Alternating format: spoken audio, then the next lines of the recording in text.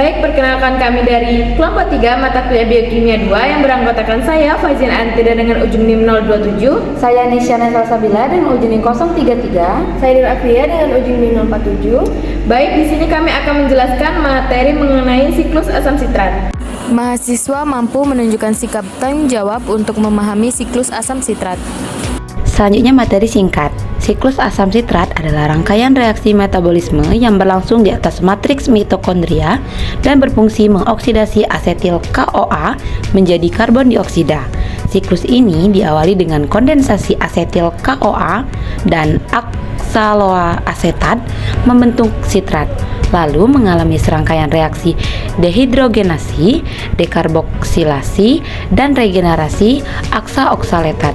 Selama proses tersebut dihasilkan NADH, FADH2, dan GTP atau ATP yang berperan sebagai pembawa energi. NADH dan FADH2 kemudian memasuki rantai transport elektron untuk menghasilkan ATP dalam jumlah besar. Siklus asam sitrat berperan penting sebagai pusat integrasi metabolisme karbohidrat lemak dan protein. Selain itu, siklus ini menyediakan prekursor biosintesis sebagai senyawa penting bagi sel dan menjaga keseimbangan energi selul secara optimal terus. Selanjutnya, dalam organisme aerobik, siklus asam sitrat adalah jalur amfibolik yang berfungsi dalam proses katabolik dan anabolik. Siklus asam sitrat terdiri dari 8 reaksi yang terjadi dalam 2 tahap. Yang pertama itu gugus asetil 2 karbon dan asetil CoA memasuki siklus dengan bereaksi senyawa 4 karbon oksaloasetat atau OAA. Selanjutnya 2 molekul CO2 dibebaskan. Yang kedua, oksaloasetat atau OAA diregenerasi sehingga dapat bereaksi dengan asetil CoA lain.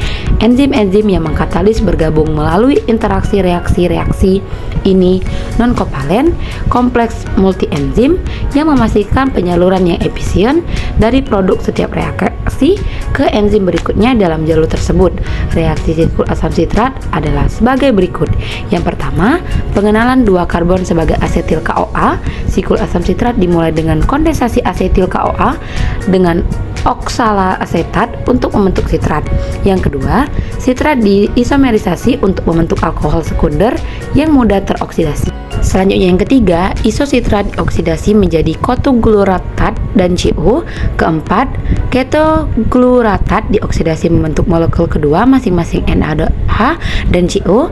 Yang kelima, pembelahan suksinil CoA digabungkan ke fosforilisasi tingkat substrat. Yang keenam, molekul 4 karbon suksinat dioksidasi untuk membentuk pumarat dan FADH. Yang ketujuh, pumarat terhidrasi. Pumarat diubah menjadi L-malat dalam reaksi hidraksi stereospesifik yang dikatalis oleh formase, juga disebut sebagai pumarat hidradase. Dan yang terakhir, malat dioksidasi untuk membentuk OAA dan NADH ketiga. Akhirnya, OAA diregenerasi dengan oksidasi L-malat oleh malat dehidronase. Kesimpulannya adalah siklus asam sitrat merupakan jalur metabolisme sentral yang sangat vital bagi organisme aerob. Siklus ini mengoksidasi asetil koenzim A menjadi karbon dioksida melalui 8 reaksi terkoordinasi sekaligus menghasilkan NADH, FADH2, dan guanosin trifosfat ataupun adenosin trifosfat sebagai sumber energinya. Regenerasi oksaloasetat memungkinkan siklus berlangsung kontinu dan efisien. Bersifat amfibolik, siklus asam sitrat berperan dalam katabolisme dan anabolisme dengan menyediakan senyawa untuk biosintesis. Oleh karena itu, siklus asam sitrat tidak hanya berfungsi sebagai penghasil energi, tetapi juga sebagai penghubung utama metabolisme karbohidrat, lemak, dan protein dalam sel, serta menjaga keseimbangan energi dan aliran metabolit seluler secara menyeluruh pada tingkat sel hidup. Itulah materi yang dapat kami sampaikan. Kami akhiri. Wassalamualaikum warahmatullahi wabarakatuh.